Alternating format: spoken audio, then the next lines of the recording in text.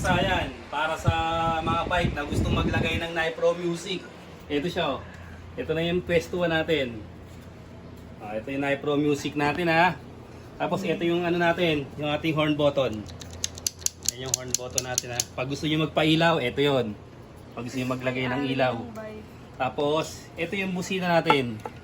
Tapos ito yung may ano. Yan. Ang unang gagawin natin dito, pagsamahin natin yung ano, yung negative. Tapos pagsamahin din natin yung positive. Kahit alin sa dalawa dyan ha, pwede. Ito yung negative, ito yung positive. Pero pwedeng magkabaligtaran. Kasi ito walang polarity ang ano na yan. Walang polarity ang ating busina. Ang una natin gagawin, bago natin ipasok yung Nipro, kailangan muna natin tong patunogin yung busina. Ito ha. Ngayon, ito yung battery natin.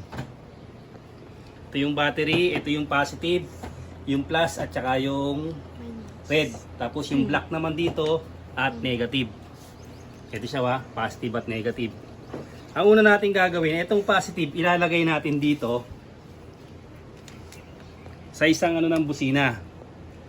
Ay busina yung ano natin, yung pindutan ng busina sa horn button. Ito ha. Ilalagay natin sa positive.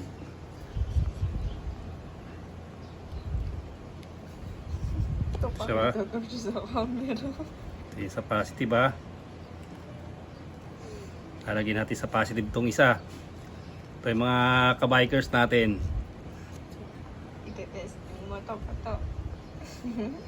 Yung mga nag-aano sila. Ngayon pag meron ka ng ganito, pwede ka rin maggamit ng ilaw. Kasi meron ka ng battery. Pero ang sikreto sa paglalagay nito, mamaya papakita natin kung paano. Ito ha, nailagay na natin dito yung positive. Tapos ngayon yung kabila, kahit magkabaligtaran to ha, nailagay na natin. Ilalagay naman natin dito sa may positive ng ano, positive ng busina. Ito siya ha, may positive ng busina naman natin ilalagay. Yan. Ngayon nailagay na natin ano, ilalagay naman natin ngayon yung negative. Ito yung negative natin ha, minus sign. Ilalagay natin dito yung negative. Nailagay na natin yung negative. Nailagay natin yung positive. Tapos nailagay na natin yung ano, yung sa may pindutan. Ito yung positive sa isang kamay ng pindutan ng ating ano, busina. Tapos yung kabila naman, nandoon naman yung sa ano, sa battery, tapos sa busina, positive ng busina. Tapos titesting na natin kung gagana na siya. Ilaw to. Ilaw. Hindi pa, mamaya pa yun. Wala pa tayo sa Nipro. Okay. Okay na yung busina natin. Tsaka pa natin ipapasok sa Nipro. Okay. Nasa ano na tayo ngayon? Oh. Okay na yung busina. No? Papasok na ngayon si Nipro. Ito na siya. Pagpasok ni Nipro, ito, tingnan nyo ha. Ang negative ng Nipro ay kulay black. Isama natin sa negative ng ano, sa negative ng busina. Sama-samahin lang natin yan. Yan. Tapos, itong kulay brown, ito yung para sa ilaw natin ha. Maglalagay tayo dyan ng ilaw. Ito. Isama rin natin yung negative ng ano, ng ilaw. Yung pang ano natin, pang blinking natin o pang passing. Ayan, nasama rin natin yan. Yung negative. Tapos, ilalagay natin sa kulay brown. Ayan siya ba? Kulay brown. Sa iba kulay ano to ha, kulay dilaw to ha, yung negative ha. Sa iba negative dilaw yung ganito. Ito kulay black to. Tapos sa iba naman yung sa pindutan, ito yung kulay red. Kasi itong blue pares din ng kulay ha. Dito na tayo ngayon, ito oh. Aalisin natin yung sa may positive ng busina. At saka yung sa may isang switch ha, papunta sa may switch to. Tingnan nyo ha. Aalisin natin. Yung papuntang pindutan, ito yon, ito papuntang busina to eh. Papuntang pindutan dito natin ilalagay. Yan siya ba? Yung nagwa-wiring pa ako kasi may technique ako dyan. Pinabagalan ko yung sa may cellphone, ina-adjust ko para mas madali ko siyang masundan. Ini-slow mo ko siya.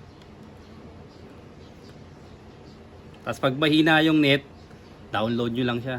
Yan. Tapos ito na. Ito na ngayon yung isa, yung natitira. Ito. Yung kulay blue. Sa iba kulay red to ha. Sa ibang Nipro kulay red to. Ito na ngayon yung kulay blue papunta sa busina.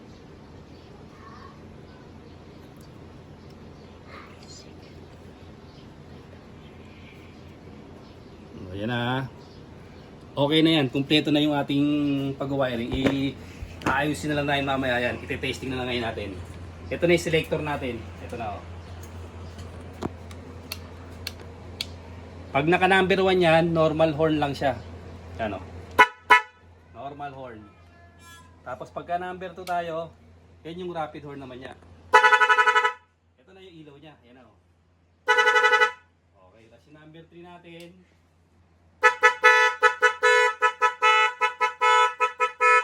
Okay, tapos number 4 natin.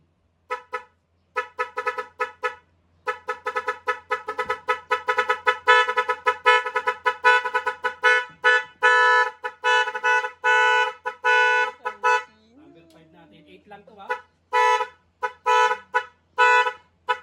Kita ba yung ilaw natin?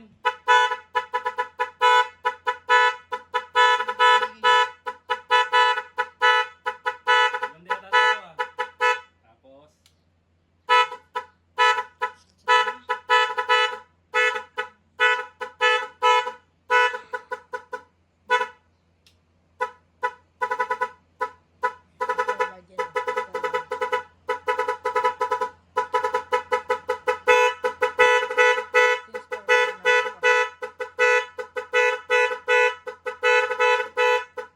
okay, next.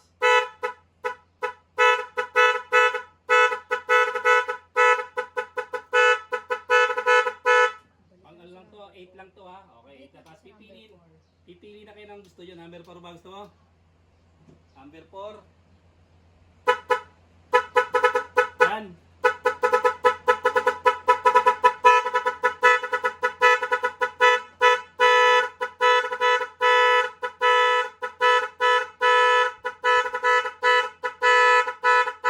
Tapos pag meron na kayong ganito, pwede na kayo maglagay ng ano, kahit mga ilaw ha. Pero ito, baka sabihin nyo may side na si Kasayan. Siyempre maglalagay kayo, kailangan nyo ng ganito. Yan. Ito ha, kasi ito ang magdadala dyan para sa mahabang pagbabiyahe. Nagbiyahe kayo ng kung saan saan bundok. Pag uwi nyo sa bahay, ito siya. Siyempre, charge tayo. Parang cellphone lang yan. Oh, negative. Tapos, positive. Oh, para meron naman kayo long ride, yan siya.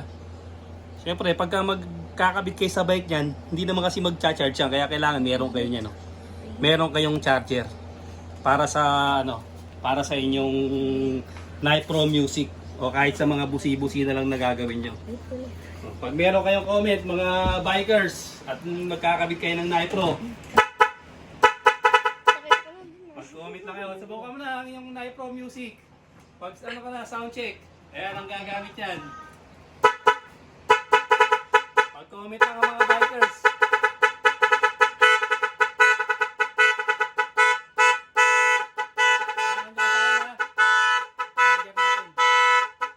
Charger natin, pinaka-importante para pag nalobat, may mag-charge sa inyo.